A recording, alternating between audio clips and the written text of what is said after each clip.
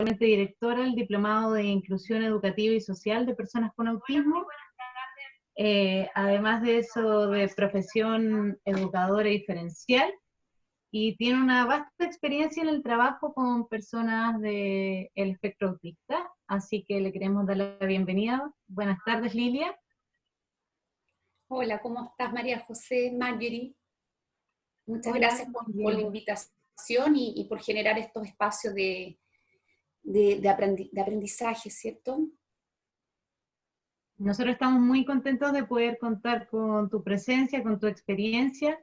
Sabemos que para las personas que nos están viendo en sus hogares, este es un momento clave en donde todo tipo de consejo y de traspaso de conocimiento es sumamente importante, porque muchas veces nos sentimos agobiados, no sabemos qué hacer. Es algo nuevo para todos nosotros vivir esta experiencia desde el hogar. Así que estamos muy, muy agradecidos de poder contar con tu presencia desde el equipo de la Oficina de Discapacidad, y también tengo la claridad de que para nuestra alcaldesa es muy importante el tema de la inclusión y poder llegar a las personas que están en esta situación.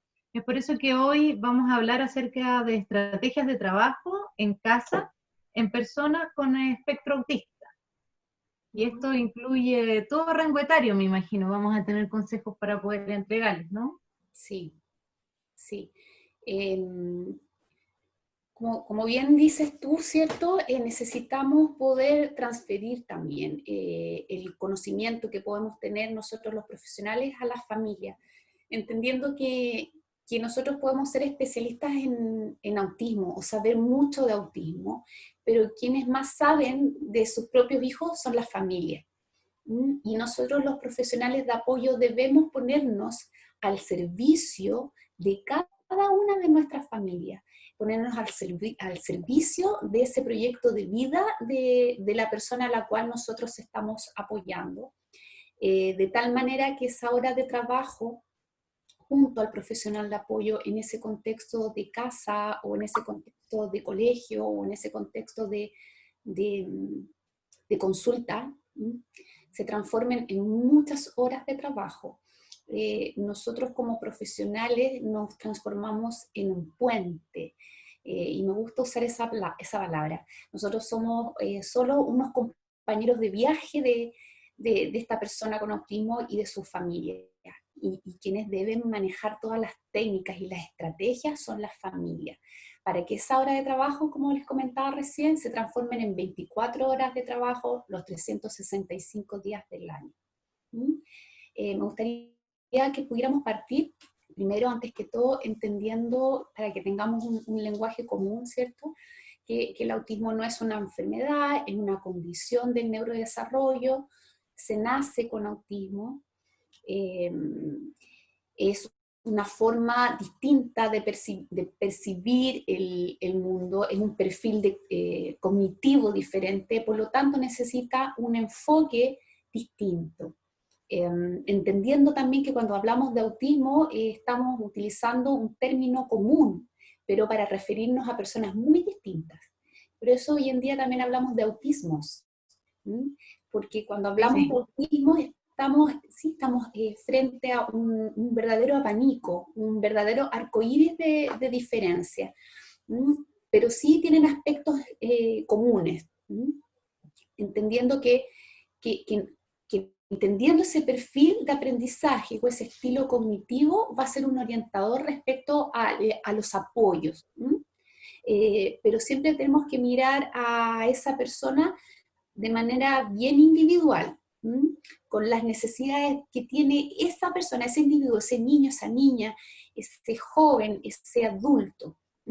Y cuáles son los apoyos que nosotros vamos a ofrecer para que sea lo más autónomo posible, para que tenga una vida cargada de experiencias en entornos lo más normalizado posible.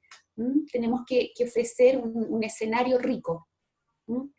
Lilia, yo creo que desde ahí sería importante que tú nos pudieras contar sobre tu experiencia también, porque algo que nos ocurre mucho en la oficina es que a veces llegan madres, padres, en el fondo adultos significativos de algunos niños que se les ha entregado el diagnóstico, muchas veces tardío, porque en Chile lamentablemente por ahora no tenemos aún estos diagnósticos más tempranos o quizás como esperaríamos en términos de número. y vemos a estos padres bien agobiados porque hay muchos mitos en torno a lo que es tener autismo, ¿cierto? Y también tienen mucho miedo de contar como con las herramientas para poder afrontar y apoyar también a sus hijos o a sus familiares. Entonces, desde ahí me parece súper interesante esto que tú comentas de que cada persona del espectro autismo, de la espectro autista, es un mundo de oportunidades, pero también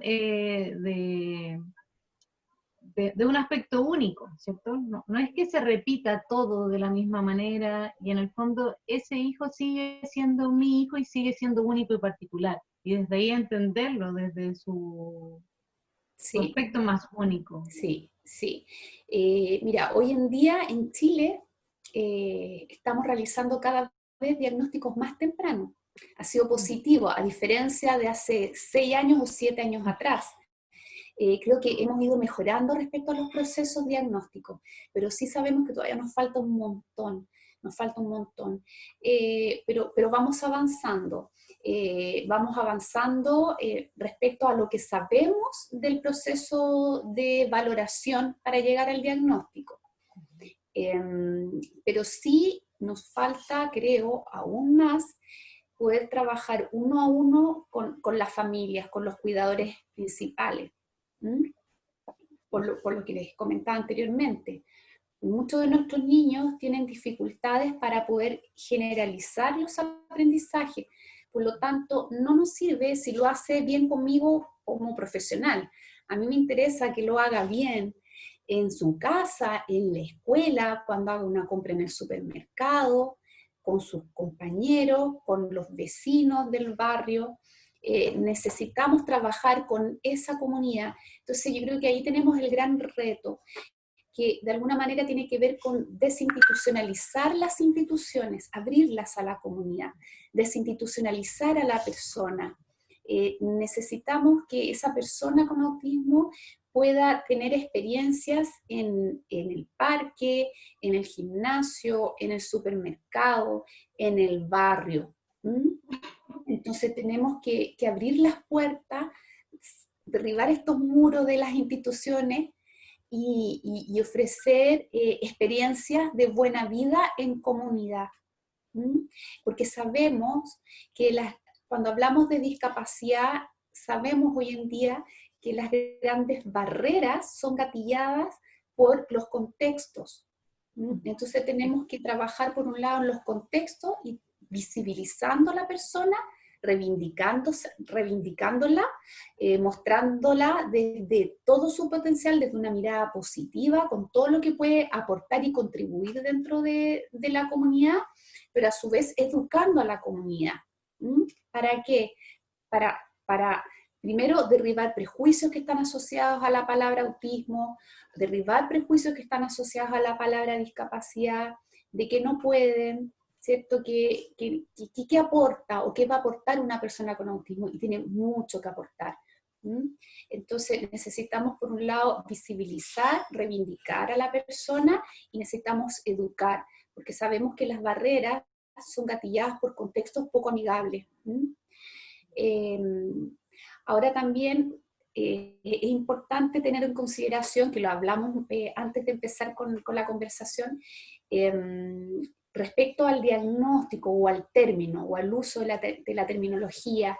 Sabemos que están los manuales, nosotros nos guiamos por el DSM-5 y nos señala, cuando damos el diagnóstico, la categoría, debemos señalar trastorno del espectro del autismo y luego señalar los niveles de apoyo. ¿Cuál es el nivel de apoyo que necesita la persona? Y hay 3 niveles, nivel 1, nivel 2 y nivel 3. El nivel 3 es el grupo que requiere mayor apoyo en el área de la comunicación, en el área social, el interés restringido y repetitivo. Generalmente tienen asociado discapacidad intelectual. Y luego está el nivel 1, que no hay asociado discapacidad intelectual, tienen un buen funcionamiento cognitivo y el nivel de apoyo es mucho más sutil. Pero también cuando hablamos de este respeto a la neurodiversidad y cuando ponemos en valor a lo diverso, hablamos de condición del espectro del autismo. Y bueno, y luego están el colectivo de personas con autismo, que ellos prefieren ser llamadas autistas. Así es que ahí ya tenemos de alguna manera un piso, ¿no es cierto? O llegamos respecto a cómo nos podríamos referir. El día de hoy me parece que pudiéramos hablar de personas con la condición del espectro autista. Lilia, hola. Hola, Maggie. Lilia, mira, como estaba hablando, bueno, partiste diciendo que las familias son las principales conocedoras de sus hijos, de sus familiares. Sin duda eso es un conocimiento valioso y que muchas veces no se pone en la práctica, porque los jóvenes, los niños, están con una visión más médica de lograr que se incluyan en los colegios, de que puedan permanecer más tiempo en las salas de clase, ¿cierto? Sí, y ahí van otras cosas asociadas. Nosotros hemos visto en nuestra oficina y hemos trabajado con María José que llegan jóvenes ya, cuando ya han transitado por todo este proceso y tratan de incluirse o incorporarse a la sociedad. Y cuando fuimos a tu fundación a dar la charla, vimos muy entusiastas a los jóvenes participantes y ellos querían estudiar, querían incorporarse al trabajo. En ese aspecto, ¿crees que hemos avanzado? Porque tú hablas de que hay que sacarlo de estos espacios de las instituciones y ponerlo en la práctica, porque finalmente son personas que pueden entregar mucho a la sociedad, tienen una riqueza cultural, mucho conocimiento. Desde tu experiencia, ¿crees que hemos avanzado en eso en estos momentos? Y ahora también con este confinamiento, ¿cómo se ha visto las debilidades también en estos procesos? Si no estaban incorporados antes, hoy en día, ¿cuáles son los testimonios que has recogido tú? Es tan larga la pregunta, pero no quiero que se me escape nada. Si se me escapa algo, me vuelves a preguntar. Creo que hemos transitado a nivel mundial a un modelo que nos ha costado incorporarlo totalmente, pero estamos hoy día tratando de movernos dentro del modelo social de discapacidad o el modelo de ciudadanía. Sabemos que partimos en el área de la discapacidad bajo el modelo médico, luego transitamos al modelo educativo y actualmente en el modelo de ciudadanía o el modelo social de discapacidad. ¿Y qué es lo que nos dice? Que la discapacidad es gatillada por el contexto, por un contexto poco amigable o poco acogedor. Por lo tanto, ¿qué es lo que tenemos que comenzar a hacer como punto de partida? Desarrollar planes de vida, pero planes de vida deseada. O sea, que ese plan, generalmente hablamos de planes terapéuticos, y allí estamos poniendo o centrándonos nuevamente en el déficit. Pero cuando pensamos en este modelo de ciudadanía o este modelo social de discapacidad, pensamos en planes de vida. ¿Cómo esa persona podemos desarrollar estrategias para que pueda participar en la comunidad? ¿Por qué? Porque es un derecho. Establecer relaciones significativas con el otro, el que pueda tener oportunidades de experiencias, oportunidades de ocio, que pueda conocer sus derechos, que pueda contar con un trabajo, a una vida lo más independiente posible, acceso a poder, a ver, no quiero que se me vaya nada, derecho a la educación, ¿cierto? Derecho al trabajo, a establecer relaciones significativas con el otro, oportunidades de ocio, y ahí cuando estamos hablando de derechos, ¿cierto? Y de oportunidades, quiere decir que como sociedad o como comunidad tenemos que derribar los prejuicios que están asociados a la persona con autismo, que esta persona pueda participar en la escuela no es un favor que le estamos haciendo dentro de esa comunidad educativa, sino que estamos hablando de derecho, el derecho a poder educarse con el otro, junto al otro, no solamente el poder estar en ese contexto educativo. Cuando estamos hablando de estar, estamos hablando de presencia y estamos hablando de un modelo de integración. Cuando estamos hablando del modelo de inclusión, esa persona está presente, esa persona establece relaciones significativas, esa persona contribuye en su comunidad y esa persona es valorada dentro de esa comunidad también. Entonces creo que aún tenemos tarea en las escuelas, en los colegios. Sabemos que tenemos una ley de inclusión, que hace 2 meses se aprobó por unanimidad la ley de inclusión en el Senado, en las escuelas, en los colegios particulares pagados, que de alguna manera les obliga a poder desarrollar o adecuar o realizar adecuaciones curriculares. Hoy en día tenemos a nuestros chicos con autismo presentes en la escuela, pero lamentablemente nos damos cuenta que muchas adecuaciones es realizada solo por el equipo de especialistas. Por lo tanto, no es realmente un contexto inclusivo. Entonces, allí nos falta bastante todavía hacernos cargo como comunidad, por derecho y no por privilegio. En este contexto de COVID, finalmente nos está dando la razón el modelo de derecho o el modelo de ciudadanía.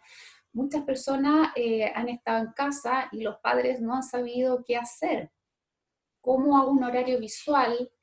¿Cómo trabajo con mi hijo? ¿Cómo trabajamos comunicación alternativa y aumentativa?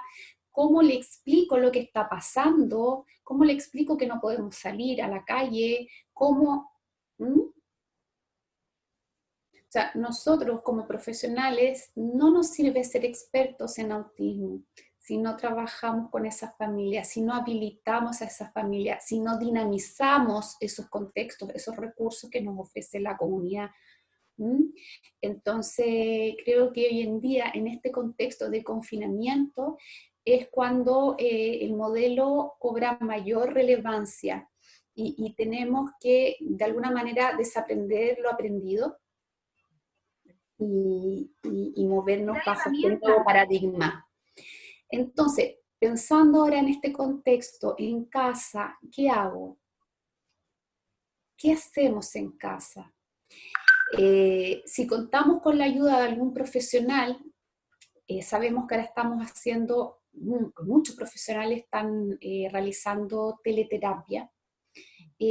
Aprovechemos esa instancia, sentémonos con el profesional de apoyo, que nos explique, preguntemos también como familia, ¿cómo lo hacemos? ¿Cómo lo implementamos nosotros también en casa? ¿Cómo trabajamos lo que tú estás trabajando? ¿Cómo lo trabajo yo como papá, como mamá, con mi hija o mi hijo en casa?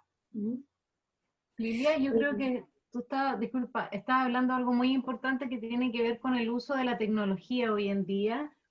Y bueno, los estudios y en términos prácticos hemos visto que las personas del espectro autista tienen un gran manejo con la tecnología o incluso se les facilitan muchos procesos, a veces de aprendizaje o de relación, incluso, o de interrelaciones a través de estos medios. Entonces creo que la invitación de este momento de confinamiento también es a aprender sobre lo distinto, que en este caso podría ser la tecnología, pero que también nos llama a la inclusión en todos sus modelos y en todos sus aspectos, porque hoy somos nosotros, somos los adultos significativos quienes tenemos que aprender a este respecto, que quizás estas personas manejan mucho mejor que nosotros. Y creo que ahí está la invitación también a valorar lo diferente y a reaprender, que era lo que nos mencionabas antes. Sí, el uso de la tecnología es muy amigable porque también se ajusta de alguna manera al perfil de aprendizaje o al perfil cognitivo de las personas con autismo.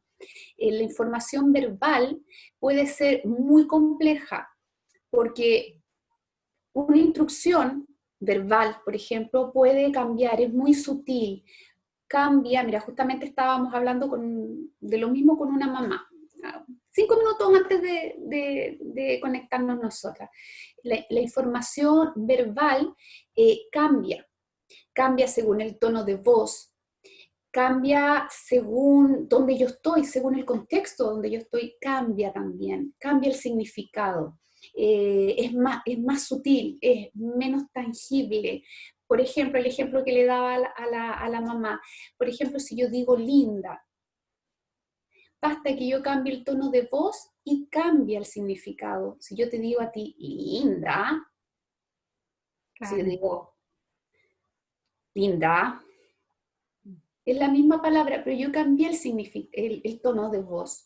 Y esa sutileza les puede resultar muy compleja para las personas con autismo, porque son más literales, se guían por el aprendizaje más explícito, por el detalle. Y todo lo que tenga que ver con el mensaje oculto, el inferir y más allá de la información dada, les puede resultar muy complejo. Por lo tanto, la tecnología se ajusta justamente. No hay que ir más allá, no hay que inferir. La información es clara, por lo tanto es un recurso que es bastante amigable para las personas con autismo. Lo importante es que saber también buscar qué recurso. Tenemos, por ejemplo, para las familias hay muchas tareas o material descargable que pueden encontrar en sitios, en caso que, claro, por un lado es el trabajo que puede hacer la propia persona a través del uso del computador, ¿cierto? Pero pensemos en las familias, ¿qué hago en casa? ¿Dónde puedo encontrar material para poder yo trabajar con mi hijo? ¿Y qué características debe cumplir ese material? Pensemos tal vez en cosas bien concretas para esta familia, que está en casa con el hijo o la hija. Hay recursos, por ejemplo, está el portal aragonés de comunicación alternativa y aumentativa que se llama ARASAC. En internet lo buscan ARASAC. Y ahí pueden encontrar material descargable que está listo para que puedan trabajar en casa y están con las indicaciones incluso de cómo prepararlo. También está hay otro sitio que se llama Soy Visual, donde también pueden encontrar muchos recursos para trabajar en casa. Es importante también poder ponerles un horario, hacer un horario. Nuestros niños tienen dificultad en la función ejecutiva, en el paso del tiempo, qué es lo que viene primero, qué es lo que viene después. Hoy en día estamos en un contexto que es muy poco, no es predecible. Piensen en el contexto que estamos hoy en día, la alerta sanitaria, es un poco como vive el día a día la persona con autismo. Yo hoy en mi trabajo no sé cuándo voy a poder retomarlo, y eso me produce ansiedad. Creo que estamos todos así, ¿no es cierto? Que no sabemos cuándo vamos a volver a la normalidad. Ya, es así como vive el día a día la persona con autismo. Parece que todo es al azar, por eso se tienden a ser más rígidos en ciertas cosas y hacer las cosas siempre de una manera, porque eso les ayuda a aferrarse de alguna manera a comprender el paso del tiempo, qué es lo que va a venir primero y qué es lo que va a venir después. Por lo tanto, si yo tomo desayuno o almuerzo a una hora X y me cuesta mucho sacarlo de ese horario, quiere decir que eso a esa persona le ayuda para entender que yo almuerzo a esta hora y después viene esto otro. Por eso de pronto se apegan a rutina, para poder entender o para poder hacer comprensible el paso del tiempo. Entonces, lo primero que tenemos que hacer es ayudarles justamente en eso, en bajar el nivel de estrés y de ansiedad. Por ejemplo, haciendo uso de horarios, hoy en el confinamiento.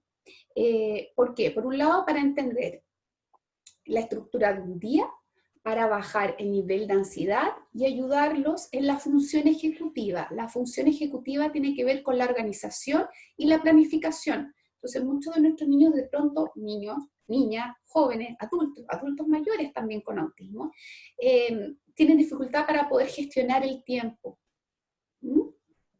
Pueden estar muchas horas haciendo lo mismo. Por lo tanto, podemos hacer un horario, cosa de poder planificar tareas y actividades. Démosles tareas a nuestros hijos en casa, a nuestros hijos, tareas sencillas, tareas que sepamos que las pueden hacer bien. A través de rutinas sencillas, tomar el desayuno, recoger la mesa, sacar la ropa de la lavadora, pero pongamos la información de tal manera que sea comprensible visualmente, más que priorizar la información verbal. Acuérdense, cuando yo les digo, espera un rato, ¿cuánto es un rato? El tiempo es intangible. ¿ya? Por lo tanto, si ocupamos apoyos visuales a través de horarios, palabra escrita o también objetos, no todas las personas con autismo abstraen o logran comprender la información de pictograma. No quiere decir que porque pongamos un pictograma, la persona va a entender lo que nosotros le estamos tratando de decir o lo que estamos organizando. Sobre todo los niños pequeños tienen dificultades para la información plana. Por lo tanto, el uso de objetos concretos, es lo más comprensible o lo más amigable para el niño pequeño con autismo. Entonces podemos incorporar un horario a través de objetos que sean reconocidos por ellos. Nos damos cuenta que muchos, no solamente niños pequeños, personas adultas también con autismo, cuando nos intentan decir algo, quieren ver televisión, nos pasan el control, o quieren ir al baño y nos llevan la toalla, o quieren la leche, nos llevan la mamadera. Por lo tanto, sabemos que está en un nivel de abstracción o de comprensión de la información en un nivel concreto. Entonces podemos hacer un horario también a través de objetos que sean conocidos por la persona. En la mañana la mamadera, después el plato para almorzar, después una pelota para jugar. Podríamos hablar mucho de autismo, ¿ya? Entonces la rutina... Lo importante... Espérate, antes, como para cerrar un poco cuando hablo de los apoyos, es mirar el mundo desde el lente del autismo, ponernos en el zapato de las personas con autismo, porque el autismo no se ve, no lo vemos. Entonces, de alguna manera, en el área de la discapacidad es el grupo que está más vulnerado. Las personas ciegas damos un bastón o les ofrecemos un braille, porque es evidente dónde está la barrera. En el caso de las personas con autismo no lo vemos, y tiene que ver con el perfil cognitivo o su perfil de aprendizaje, que es distinto, cómo llegan a la información es distinto. Entonces tratemos de priorizar siempre el canal visual, tratemos de organizarles desde afuera para que ellos se puedan organizar desde adentro. La información que sea sencilla, destacar siempre la información relevante de la irrelevante. Hacemos uso de destacadores cuando leamos un libro o un cuento con nuestro hijo o hija, podemos usar destacadores para destacar dónde está lo relevante, dónde está la información importante. Y yo tengo por aquí un material, me voy a desaparecer un segundo porque me tengo que agachar. Ahí está. Acá tengo un ejemplo, podemos hacer distintos tipos de horarios donde le podamos señalar qué es lo que viene primero, qué es lo que viene después. Por lo tanto, hacemos tangible el paso del tiempo. ¿Ya? ¿Qué es lo que vamos a hacer primero? Vamos a trabajar en la tablet, después vamos a ir a pasear en el auto, después vamos a jugar en la pizarra. Podemos partir con pequeños horarios.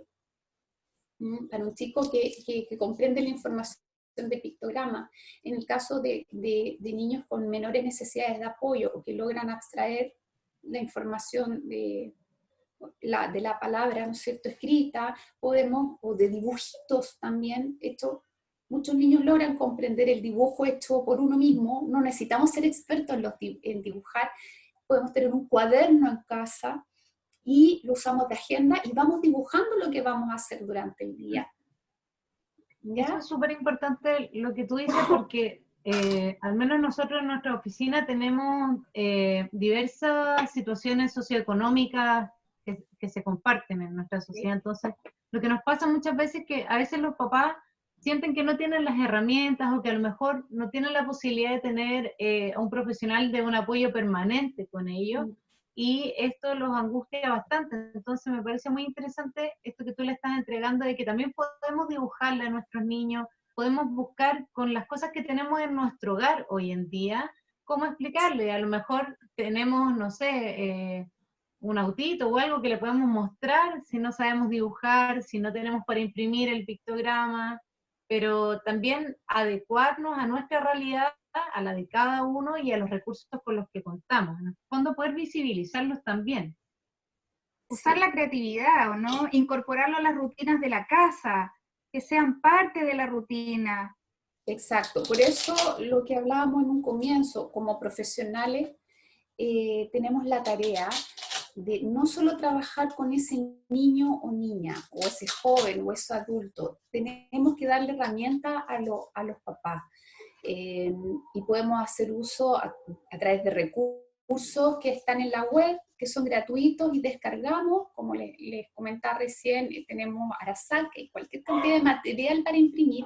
Si no pueden imprimir, también se pueden dibujar.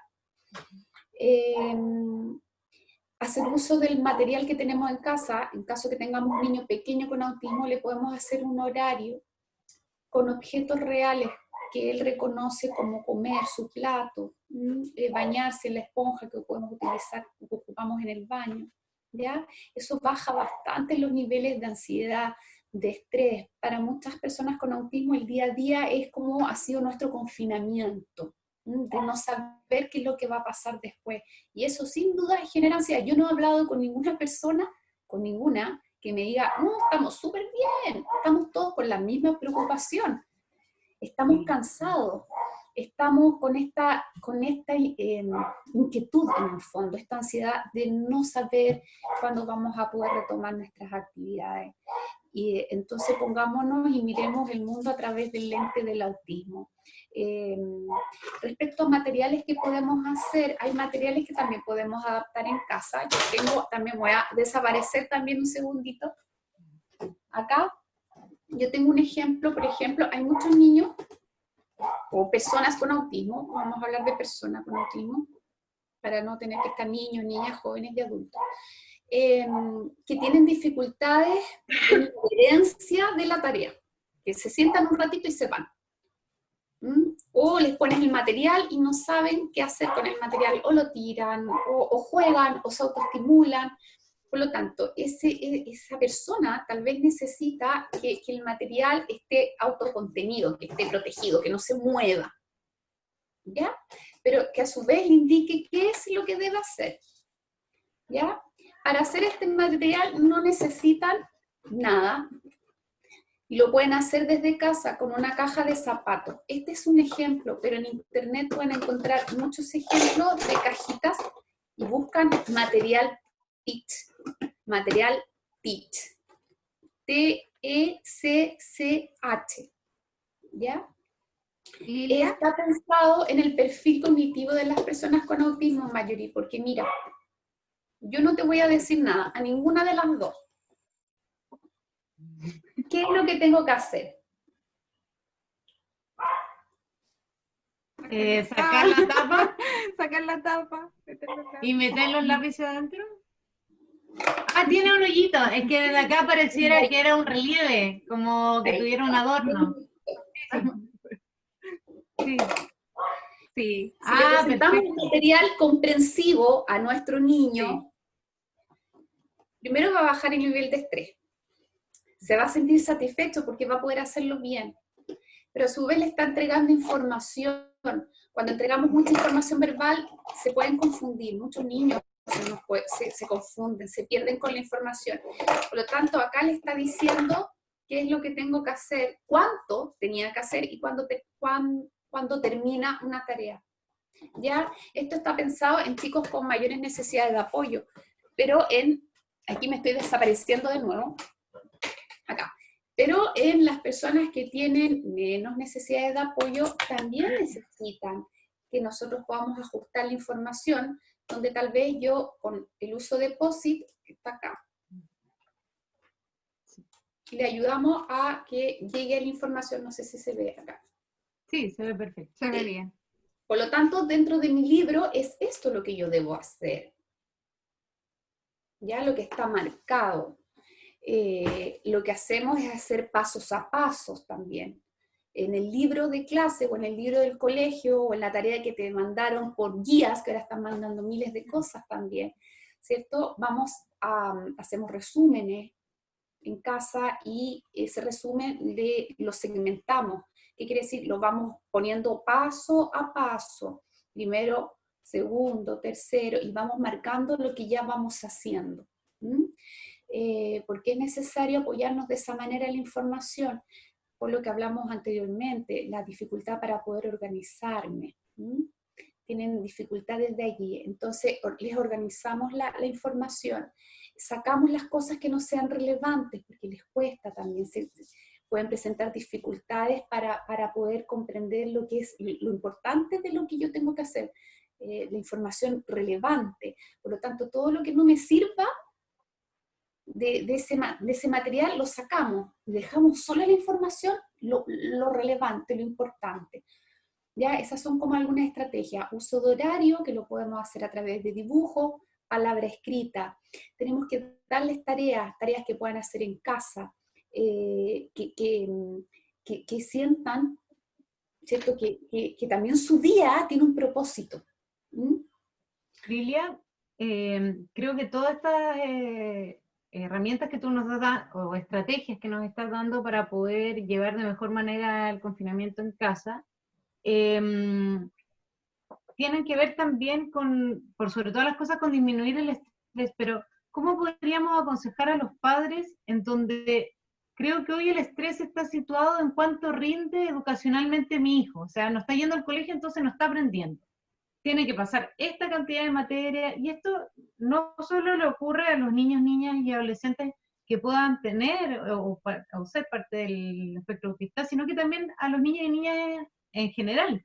Están muy presionados por los colegios de que entren todos los contenidos que tienen que tener, qué sé yo. Entonces a veces nos olvidamos de estas necesidades quizás educativas que son distintas en algunos elementos. ¿Será una buena estrategia, a lo mejor para alguien que es parte del espectro autista, hacerle clases por día? O sea, una clase cada día y no todas las materias Sí, yo creo que en el ahí mismo también momento, considerando el estrés. cada caso es bien particular, lo que dijimos anteriormente. Pero sucede que la experiencia que nosotros tenemos actualmente con nuestros niños es que no les resulta fácil las clases a través de esta plataforma, porque hay muchos distractores. Hay muchos distractores. Entonces, una de las estrategias que nosotros sugerimos, por ejemplo, en uno de los colegios, es que al finalizar la clase, el profesor o la profesora puede hacer un resumen, un punteo de los contenidos más importantes. Porque si no sucede lo mismo, tenemos una persona que está presente físicamente, está presente, pero los aprendizajes no están siendo significativos, por lo tanto ahí no hay inclusión. Entonces hay una estructura de la clase, pero luego podemos terminar donde podamos entregar la misma información, pero más resumida, con un punteo de lo más relevante. A los chicos les viene muy bien la información a través de mapas conceptuales, por ejemplo. Organizando la información con los aspectos más importantes y más relevantes. Y yo creo que se van a beneficiar no solamente las personas con autismo, sino que la diversidad de estudiantes que tenemos en la sala de clase, en esta modalidad.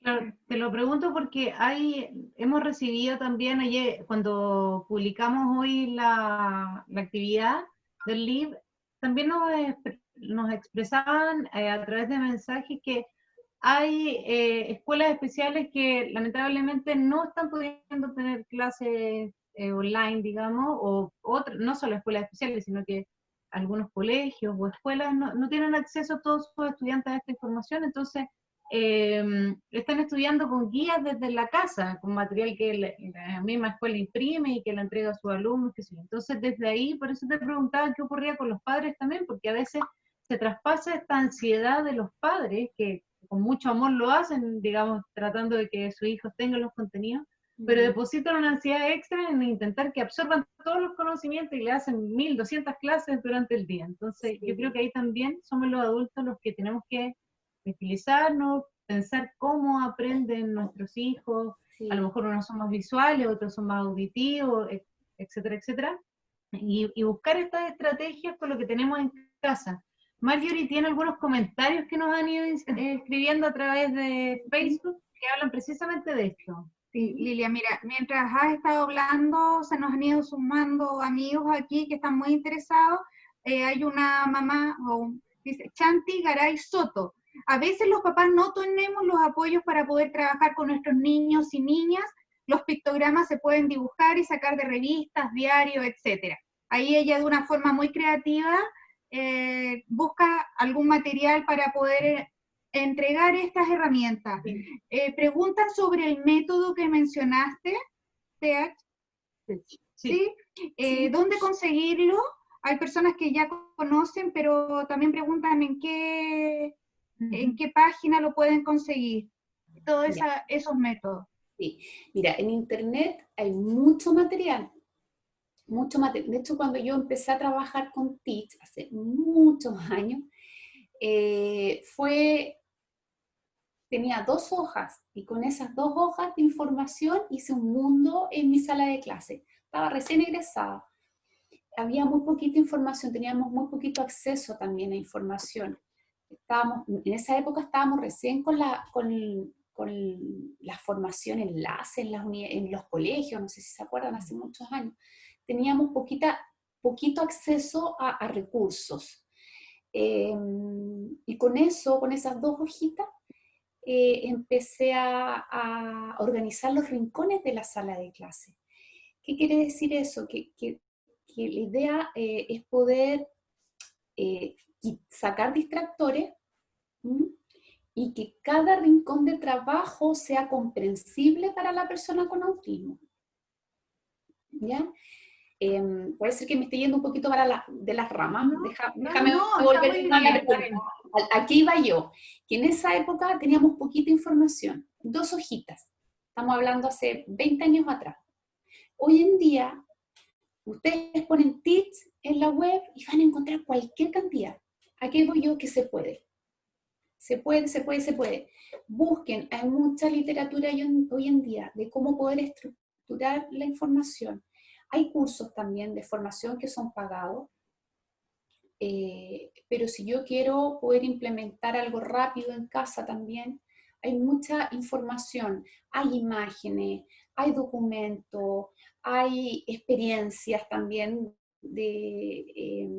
en la web de profesionales que comparten parte de su trabajo, ¿cierto? Por lo tanto, pueden acceder a información.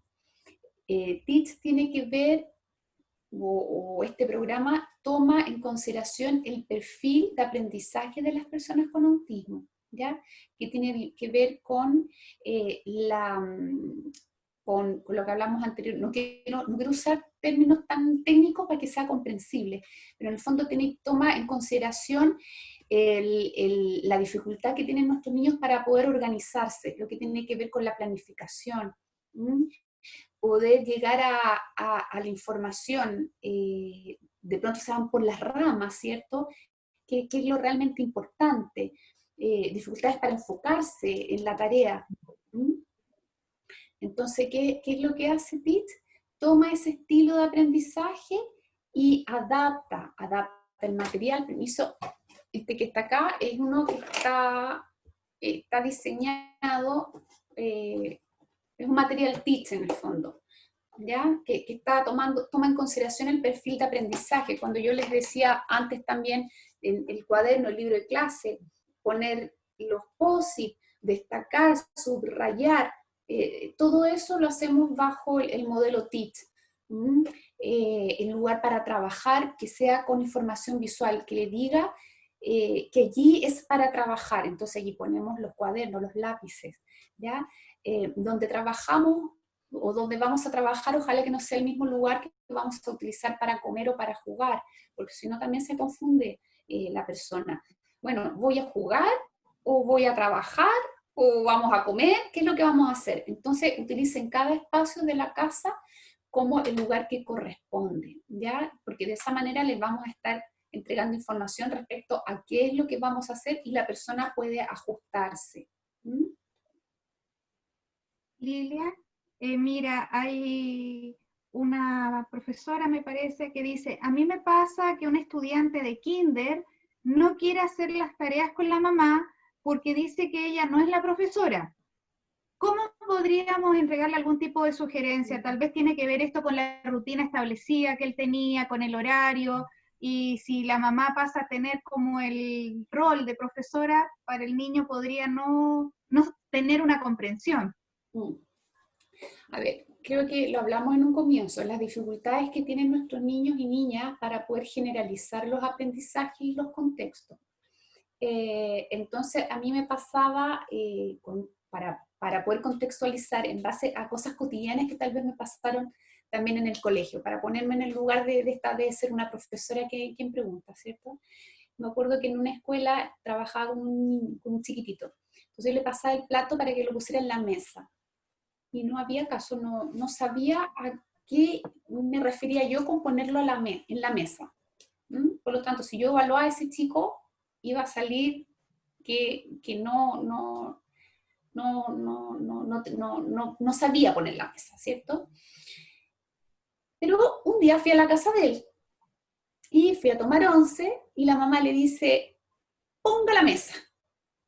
Y el chico era súper hábil en su casa. Ponía la mesa, puso los platos, todo. Pero cuando estábamos en la escuela parecía no saber lo que era mesa. ¿Ya? Bueno, eso tiene una explicación bien profunda también, ¿ya? Porque, que tiene que ver cómo llegan a los aprendizajes las personas con autismo. Porque tal vez para él mesa era lo que estaba en su casa, que era café. ¿No es cierto? Café con unas patas largas, para él eso era mesa. Las de la escuela eran mesas chiquititas, verdes, con patitas de fierro, ¿ya? Pero ¿a qué voy yo? Que desde el día uno, tenemos que generalizar los aprendizajes, generalizando las personas y los contextos, ¿ya? Por lo tanto, cuando trabajamos una habilidad con la persona con autismo, una tarea o lo que estemos trabajando, tenemos que inmediatamente incorporar a la familia. Si yo voy a trabajar comunicación alternativa y aumentativa, por ejemplo, también me pasaba con un chiquitito que se comunicaba solo en la escuela, pero cuando estaba en la casa no, porque él aprendió que solo en ese contexto, con esos profesionales, hacía el intercambio con las imágenes, pero en casa no, porque en casa era la mamá y era otro contexto, ¿ya? Entonces tenemos que generalizar los aprendizajes en distintos contextos y con distintas personas. Entonces, en el caso de este niño, que yo no lo conozco, pero habría que, tal vez si es que él tenía un horario en la escuela que le señal, o una imagen que le indicara trabajo, hora de trabajo, esa misma imagen se puede incorporar en la casa. Ahora, si no se utilizó ninguna imagen ni en el colegio y tampoco en la casa, lo ideal sería, yo estoy dando una idea porque cada niño es súper distinto, yo no sé qué tanto comprende de pronto la información a través del ejemplo que yo voy a dar, pero yo le haría un horario donde se le explique a través de una historia la imagen del colegio, y que en el colegio yo aprendo o voy a trabajar, ¿ya? Pero que ahora el colegio está cerrado, todo esto con dibujos, ¿ya? Por lo tanto, ahora yo trabajo en casa y con mamá, ¿ya? O sea, yo trabajo en colegio, pero el colegio ahora está cerrado, ponemos la cruz. Entonces ahora yo trabajo en casa con mamá. Y eso está bien. Lilia, a raíz de esto que nos estás comentando, que nosotras también estamos aprendiendo muchísimo, así que te agradecemos por esta instancia. ¿Cómo crees tú que podríamos explicarle a nuestros niñas y niños que están en la casa lo que está ocurriendo? Porque a veces también tenemos miedo de entregar más información de la necesaria, o de no tener las herramientas suficientes para explicarle aquello que ocurre, y en ese temor empezamos a obviar información que a veces es súper relevante, como a veces explicarles que el colegio está cerrado, y que no es que no lo estemos llevando al colegio, sino que no se pueda asistir al colegio porque afuera hay una pandemia. ¿Cuál sería la mejor estrategia para poder entregarle esta información a los niños y niñas, sobre Sí, todo los más chiquititos? el acceso a la información también es un derecho, ¿ya? Exacto. Entonces tenemos que entregar esa información y que sea entregada de una manera que sea lo más comprensible para esa persona, ¿ya? Va a depender también de cómo abstrae la información esa persona con autismo. ¿cierto? Hay una historia que sale que anda dando vueltas por ahí, pero me gusta ocuparlo, es de una plataforma de formación española. Entonces ponen el ejemplo de un niño que está en la escuela y dice, me han venido a dejar a la escuela, no sé cuánto tiempo voy a estar acá, me voy a quedar a dormir acá, mis padres me han abandonado, quiero comer, me duele la guata, me van a dar de comida. En el fondo no sabía nada, no entendía nada. Mis padres me han abandonado, por favor ayuda, dice la historia. Se las conté bien resumida. Pero es un poco así. En este contexto es lo mismo, ¿ya? Tenemos que entregar una información, puede ser, por ejemplo, como no sabemos hasta cuándo va a durar el confinamiento, podemos utilizar, por ejemplo, los horarios, los calendarios, esos calendarios que tenemos en casa, esos que vienen como con hojas, los típicos de todos los meses. Sí, sí. Entonces podemos, para ir bajando un poquito la ansiedad mes a mes, tal vez podemos ponerle dibujitos a cada día de una casita. Estamos en casa, en casa, en casa, en casa, en casa. Y eso hacerlo mes a mes, porque no sabemos si el próximo mes vamos a poder. Entonces, por lo tanto, vamos marcando todos los días que vamos a tener que estar en casa. Y a través de historias sociales también les podemos explicar. Podemos utilizar dibujos donde nosotros mismos vamos contando qué es lo que está pasando. Que estamos en casa, porque hay un virus, podemos hacer el dibujo, ¿no es cierto?, que nos enferma, y tenemos que estar en casa y cuidarnos y protegernos. Hay algunas historias que también podemos encontrar en internet si ponemos historias sociales coronavirus. En la plataforma de Arasac, el dato que yo les di, también hay opción de empiecen a mirar. Yo me acuerdo cuando la primera vez que la descubrí, también hace muchos años atrás, también fue dando la vuelta, mirando, equivocándome. Busquen. Y hay un link, una pestañita, donde ustedes mismos pueden hacer historias sociales. Entonces ustedes van escribiendo el relato y después eso se transforma en dibujitos. Entonces tenemos que tratar de hacer la información que sea lo más comprensible, fácil de entender, ¿ya? Pero no obviar. Porque Creo los que chicos eso, ven que algo no está del todo bien, cambió totalmente su rutina. Entonces, súmenle que ya el día a día era difícil y confuso, ahora sumen este contexto. creo que algo importante también de agregar ahí es desde los aspectos emocionales y afectivos de los niños, de que los padres tienen que estar disponibles para sus hijos, pero esto no implica que los padres tengan que ser una clase de robot que nunca sientan emociones, que no puedan tener ansiedad, quizás estrés también por esta readecuación de nuestras tareas. Entonces, creo que a los padres que nos están viendo también transmitirle que tienen ese derecho a ser personas, a sentir emociones, y que cuando sus hijos tengan algunas preguntas o que vean que se sienten ansiosos o con miedo, puedan contarles que ellos también se sienten de esa manera, mostrarles lo que a ellos les pasa, pero siempre desde esta perspectiva de entregarles la seguridad que están ahí para cuidarlos, porque con esta historia que nos cuentas tú, los niños sienten mucha ansiedad, incluso cuando los dejan en el jardín y no le explican que la mamá va a volver, que es un proceso educativo, pareciera ser que me fueron como a abandonar a un lugar. Entonces, aquí ocurre lo mismo, si algún papá o mamá tiene que salir de la casa, a lo mejor eso también va a generar ansiedad en el niño, ir mostrándole afectivamente que estamos todos viviendo lo mismo y que tienen derecho a sentir esas emociones ellos, pero también sus padres. Eso es algo que muchas veces pareciera ser que no está permitido. No sé qué opinas al respecto.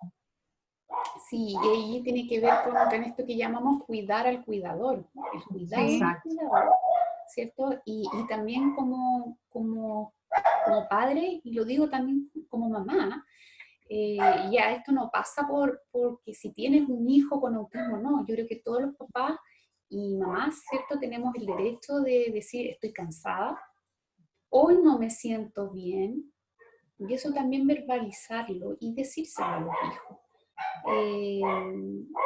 Nosotros, además de ser papás y mamás, somos personas, somos seres humanos que nos cansamos, que hay días que hemos amanecido no del mejor ánimo.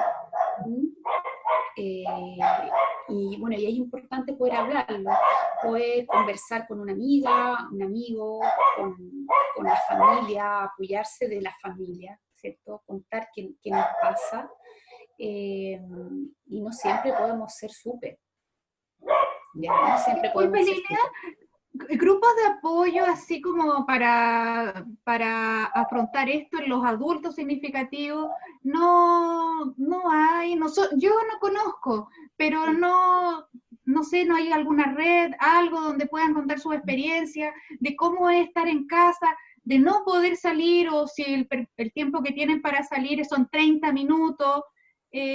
¿Cómo se ha hecho ese apoyo tal vez desde tu experiencia?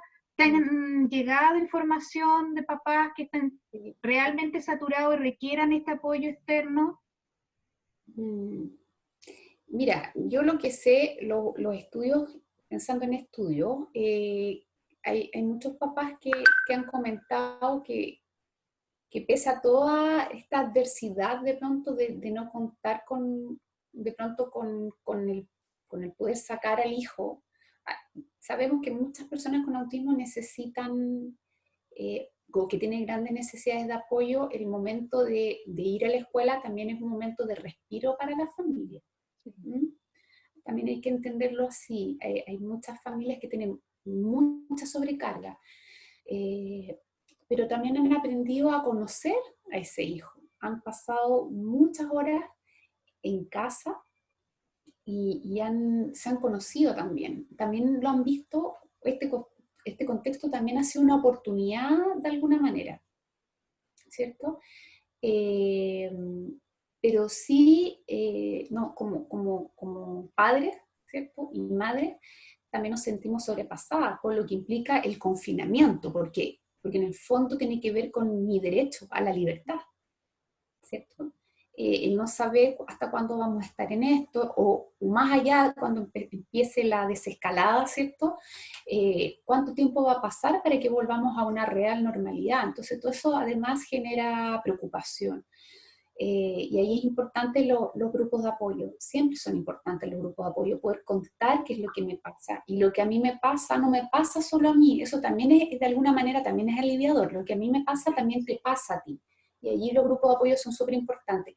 Nosotros en la fundación tenemos un grupo que está conformado por familias, que se llama Familias por Familia, y que se conformó como un grupo de apoyo para poder acompañar a otros padres.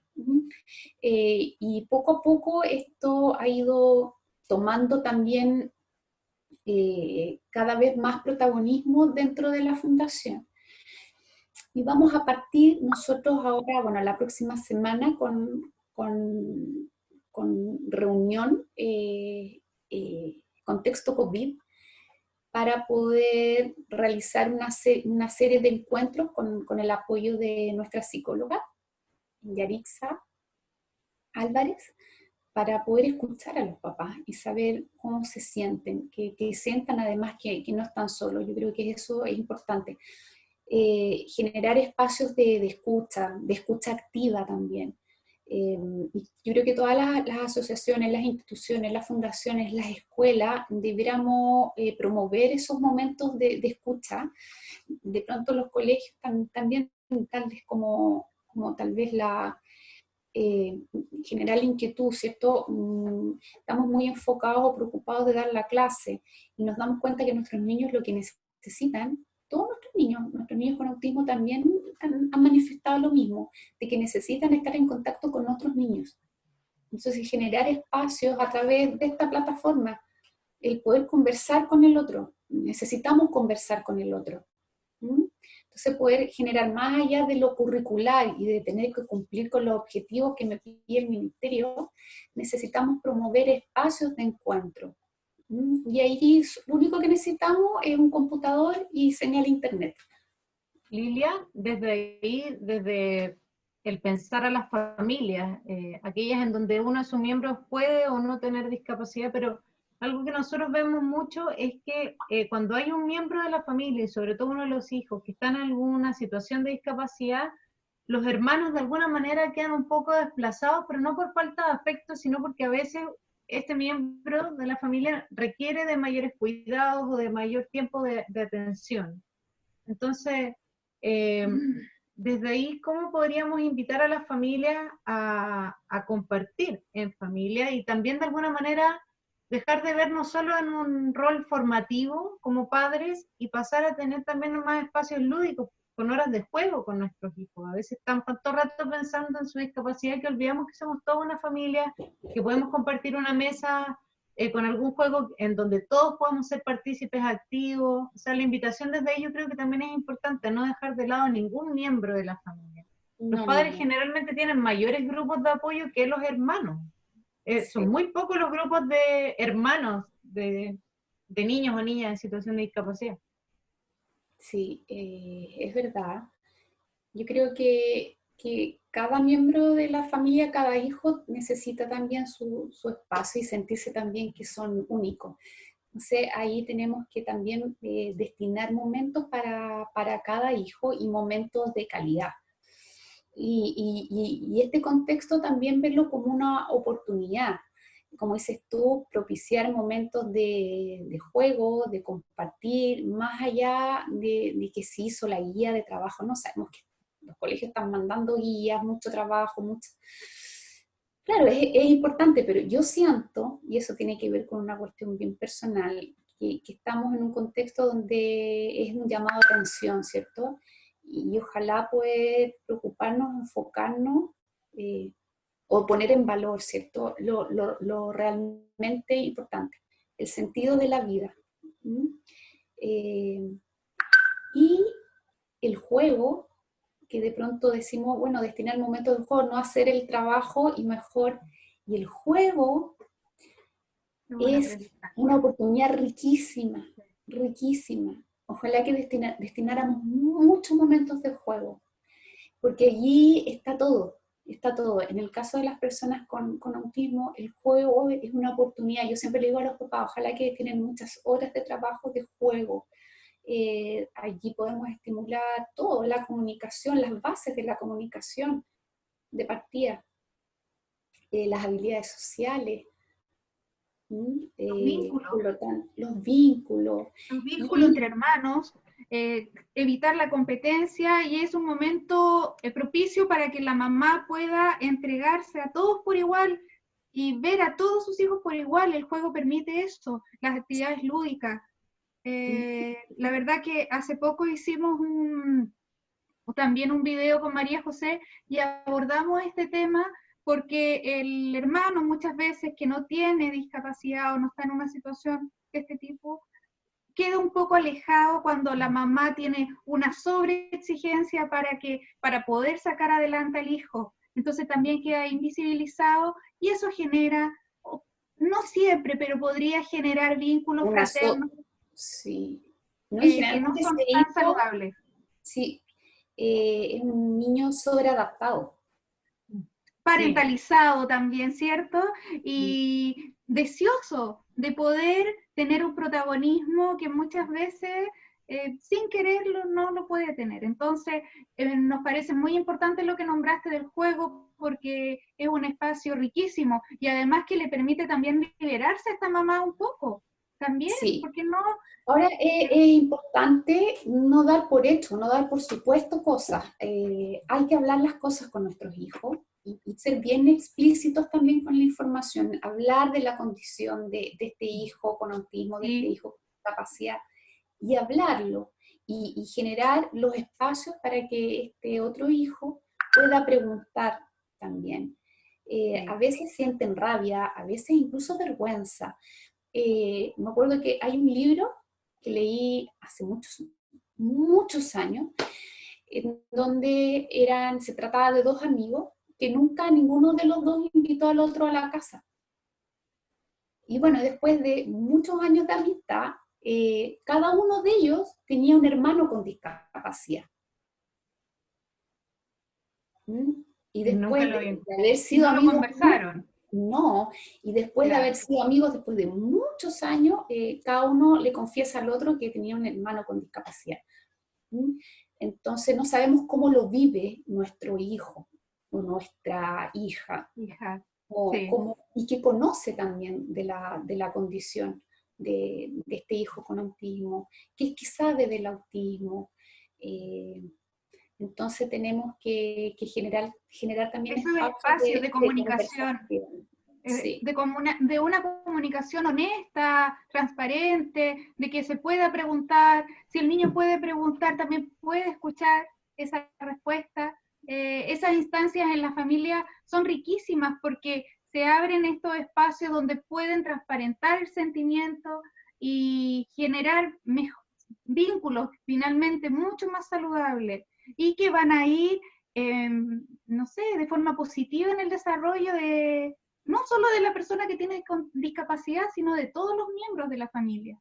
Yo creo así que es. eso que hablabas tú acerca de mostrarles el diagnóstico que tiene su hermano y explicarles, creo que eso también es súper importante que podamos, para las personas que nos están viendo, que a lo mejor no tienen ningún familiar o algún amigo conocido en situación de discapacidad, que las etiquetas son lo que van generando mitos y barreras, porque no es lo mismo que nos podamos informar sobre un diagnóstico y conozcamos al respecto a que denominemos a alguien por su diagnóstico. O sea, creo que es súper importante. Yo creo que tiene que ver con la reivindicación, lo que hablábamos antes. Cuando pensemos en autismo, cuando pensemos en las personas con autismo, cuando pensemos en los o las autistas,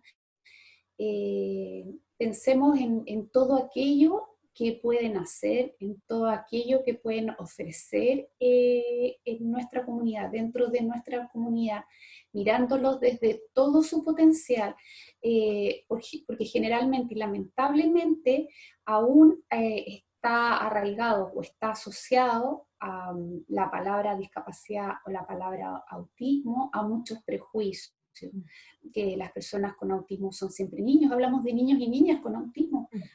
Se nos olvida que hay personas adultas con autismo, que hay adultos mayores con autismo, que hay hombres con autismo, mujeres con autismo, que las personas con autismo siempre se golpean, de que viven en su propio mundo.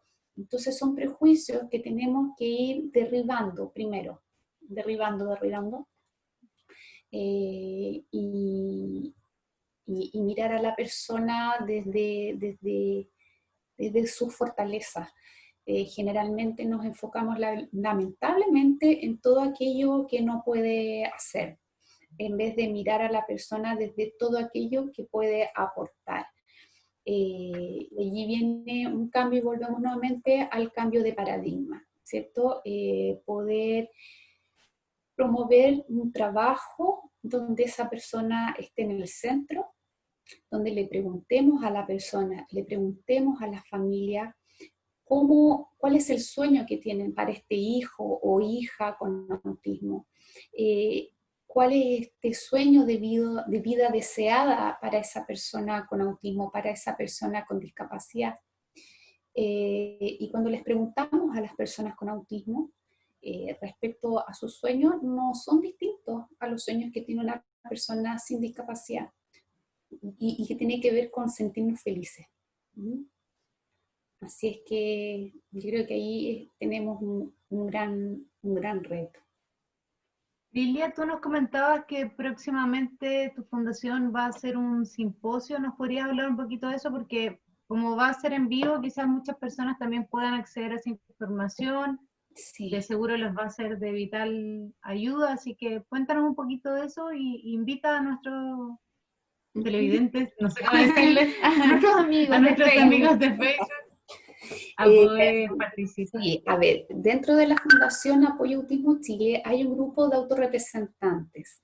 Es un grupo que se conformó por personas adultas con autismo que fueron llegando poco a poco a la fundación.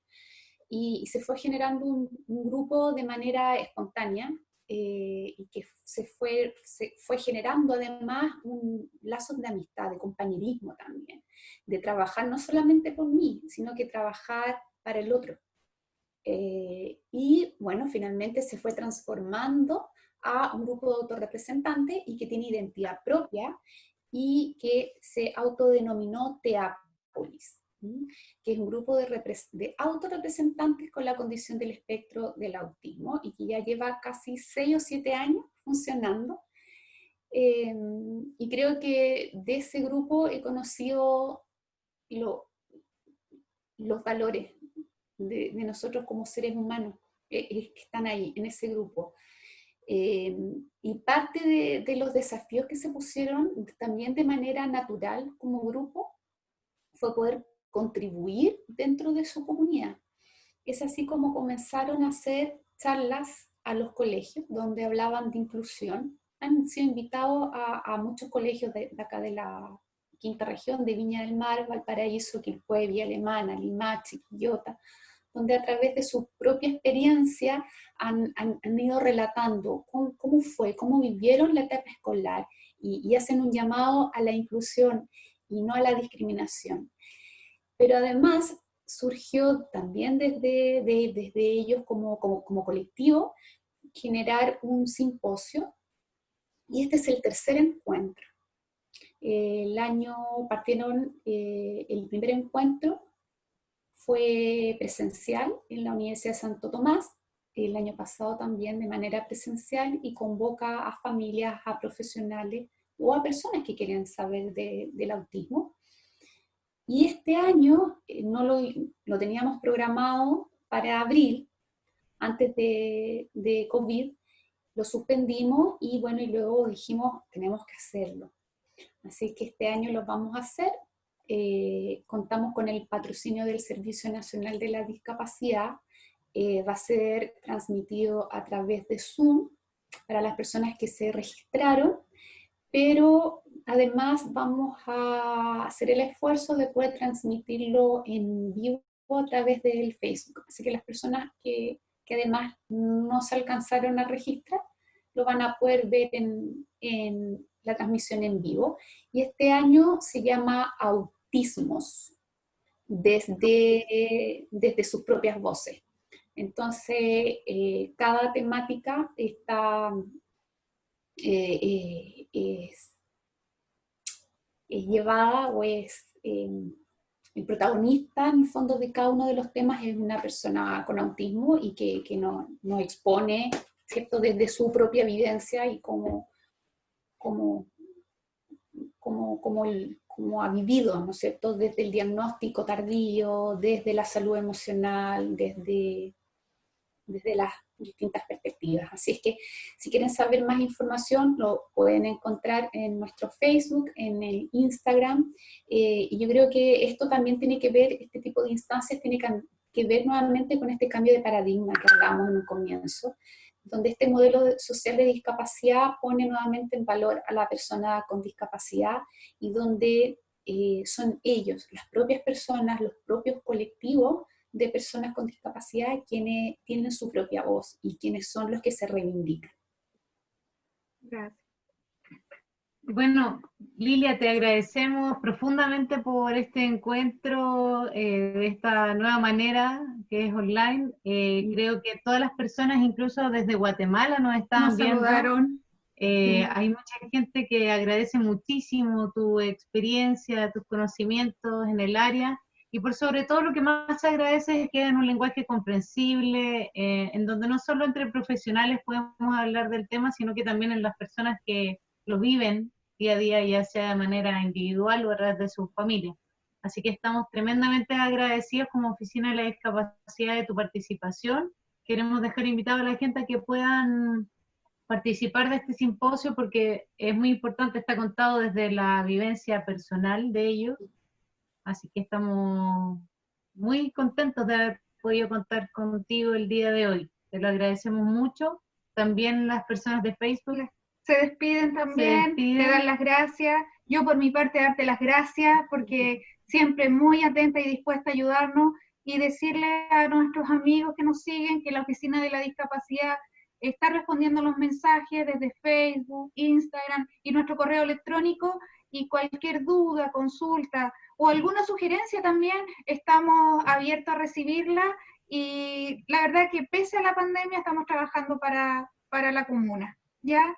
Así que un abrazo y gracias por tenerte en este conversatorio, podríamos decirlo, tan interesante. ¿Ya? Gracias a ustedes, María José, Magri, y bueno, y felicitar a la municipalidad por esta también responsabilidad de hacerse cargo de este contexto en el que estamos viviendo y de poder de alguna manera ayudar a las familias que están en casa en este minuto. Así que muchas gracias a ustedes y nada, cuenten con nosotros para lo que necesiten. Un abrazo. Gracias. Muchas gracias. Chao, Lili. Chao, que estén muy